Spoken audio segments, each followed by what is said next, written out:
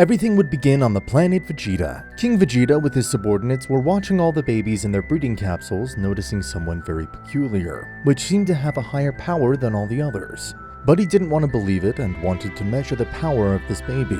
But every tracker that tried to measure it broke.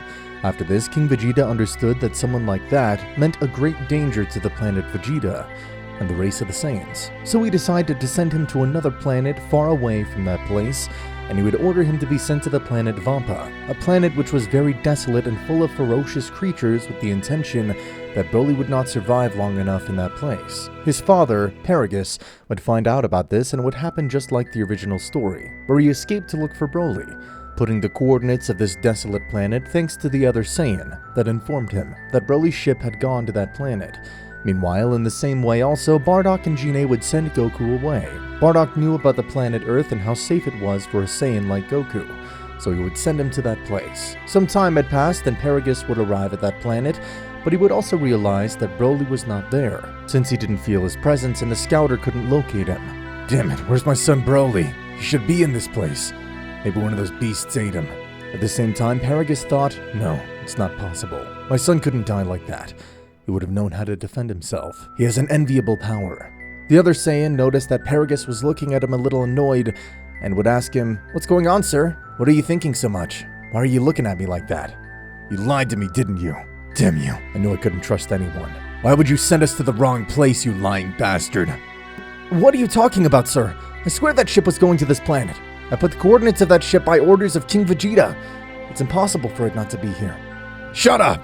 Surely you're not trying to help King Vegeta." "No, sir, seriously, it's not like that. I have nothing to gain by lying to you." Paragus, annoyed, would take out his weapon and kill him. He would try to escape from the planet, but he discovered that the ship was broken and that there was no way to fix it. So he was stranded on that planet alone. The reason why Broly's ship didn't land on that planet was the fault of another person, external to the Saiyans. Daishinkan was traveling through the universes because he intended to observe if all the gods were doing their job properly. But something peculiar stole Daishinkan's attention at that moment. Two ships had passed very close to him and at a great speed, creating a great curiosity in the priest. And with his powers, he would stop the two ships. Because of this sudden break in both ships, the two babies had been shot into space. Daishinkan wanted to check that both could survive a blow like that. In that instant, Daishinkan covered them with a special barrier that would allow them to continue living.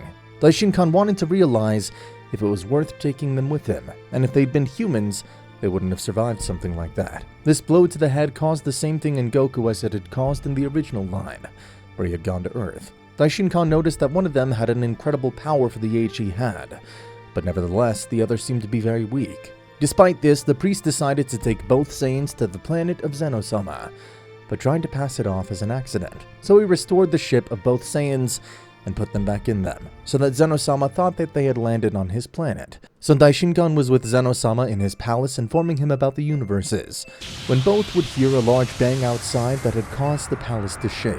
So both would come out and Zeno-sama would see that the two ships had landed on his planet, leaving him somewhat intrigued.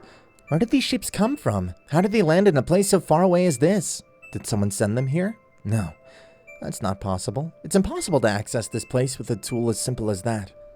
Great Zeno-sama, do not break your head thinking about it. I, like you, am also surprised. Surely it must have been a failure in the ship. It could have fallen into a wormhole and fell into this place. Remember that wormholes lead to any place in reality. That doesn't explain how two ships fell in this place. If it had only been that chance, only one would have fallen, but instead two fell. This is not a matter of luck. There's something more here. Sir, I see you're doubting a lot. I'll understand if you want me to get rid of them. There's no problem. Zeno-sama would see the babies that were inside of the ships and would also refuse to what Daishinkan said, and chose to keep them. So Daishinkan, with a slight smile, thought, it came out just as I imagined. Daishinkan would take both babies out of the ship, and Zeno-sama would play with them. He thought of some names for the Saiyans, thinking of calling one Kaishinkan. But then he decided for Goku, and the other one he'd been able to say his name so they would call him Broly, like the planet Vegeta. In a very short time, Zeno-sama had become attached to those two children, and they seemed to have a great appreciation for Zeno-sama after a while. Zeno-sama chose to keep them and tell Daishinkan to train them, so he would do it. Both were children, and Daishinkan realized that unlike Goku, who loved to train and fight, Broly was somewhat shy. and didn't like fighting, but he wanted to continue training with daishinkan, seeing that Goku did it too. As time went by, they began to realize that Broly increased his power much faster than Goku.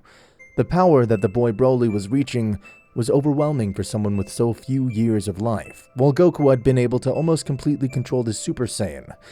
Impressive. That Saiyan Broly's very unique. He doesn't seem to be someone ordinary in his race. As far as I can tell, he's someone very different.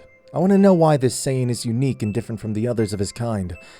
I'll go find out myself on that planet. Daishinkan would go to the planet Vegeta, but he would notice something that left him disconcerted, and that's that the planet where all the Saiyans lived had been totally destroyed. It can't be. This planet was disintegrated.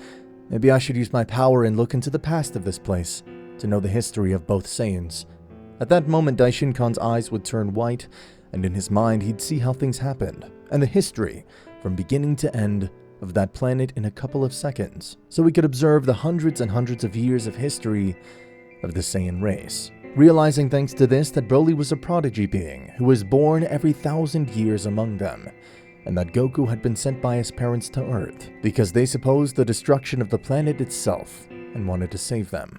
Daishinkan had returned to the palace of Zeno-sama, and so he had understood everything about both the Saiyans. He would avoid telling these Saiyans about the destruction of their planet along with their race, because it could be very harmful to them, so he preferred to keep it to himself. He would explain to Goku that if he were to be stronger than Broly, he would have to train much harder than him, and this was something that Goku was very excited about.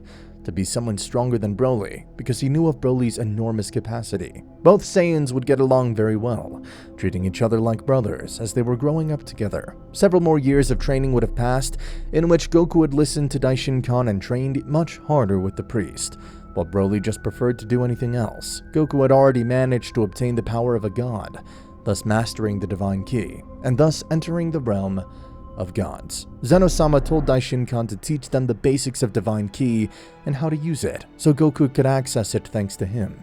Zeno-sama was proud to see the power that this Saiyan Goku had, but on the other hand, a little disappointed by the poor performance of Broly in training. Broly, in spite of everything, chose not to train. Daishinkan wanted to look for a reason to make him upset, because he wanted to see how powerful he was. But it was really difficult to make someone like Broly, who lives in a very clean environment, far from danger, angry. However, Daishinkan remembered what happened on the planet Vegeta. It seems that this is the only way to make Broly angry. If it were otherwise, I would have to lie. That goes against my principles. I must tell him the truth. At that moment, Daishinkan would confess to Broly, but he forgot that Goku was also near and would hear everything. Daishinkan had said, "Broly, I must tell you something. It's really important." "What's up, Mr. Daishinkan? Can't you see that I'm watching the planets?" "It's about your race. Some time ago I decided to go and visit that planet, and I realized that it had been destroyed." At that moment, Broly would turn around and his expression had changed to one of complete seriousness. Daishinkan thinking, "I did it. It worked." From Broly's eyes would come out some tears, but from one moment to another, a great scream would be heard all over the palace. Broly would start to increase his power in a huge way. The whole place would start to shake.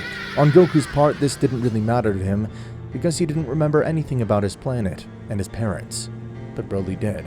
Goku didn't care, but he was glad to see how Broly increased his power more and more, and he was glad. Finally, I can have a worthy fight with my brother Broly. Broly had completely lost control and only thought of attacking, so he would attack Daishinkan, but Goku stepped in and stopped him, which caused Broly to turn his eyes of anger towards his brother Goku. In that instant, Goku would use his God state and try to stop Broly. Even though Broly was angry, Goku was superior to him, and he would grab him by the legs and throw him towards Zeno-sama. But the Guardians quickly interceded and grabbed Broly. Goku would ask them to let him go, but the Guardians did not agree. Zeno-sama, annoyed, told him, "I told you to let him go. That's an order." The Guardian of Zeno-sama, scared, would let him go, making Broly attack Goku again. But Goku was very fast. He dodged all the blows of Broly. "That happens to you for not training, Broly, for being lazy." Broly didn't listen. He continued increasing his power, and little by little, Goku was being overcome by Broly. He would manage to hit Goku with a big blow that made him spit. But how? It's not possible. Broly at that time had surpassed Goku. He would start to drag him on the floor, taking him by the hair. Daishinkan and Zeno-sama would be astonished to see the enormous power of Broly. In spite of training almost never, he had completely surpassed Goku, who had trained his hardest every day. Goku was happy about this, But then everything had gotten out of his hands, and Broly had taken control of the fight completely. Broly wouldn't stop and was hurting Goku a lot, so Daishinkan had to intervene, which would give him an accurate hit on Broly's head, which made him unconscious in an instant. Goku had untransformed because of this, so Daishinkan would heal his wounds. Broly would wake up later, but he was already calmer, and it seemed that he didn't remember anything. Although, better Daishinkan preferred to tell Goku, as well as his story, and where he came from, learning about the death of his parents, but Daishinkan had made a big mistake telling him this.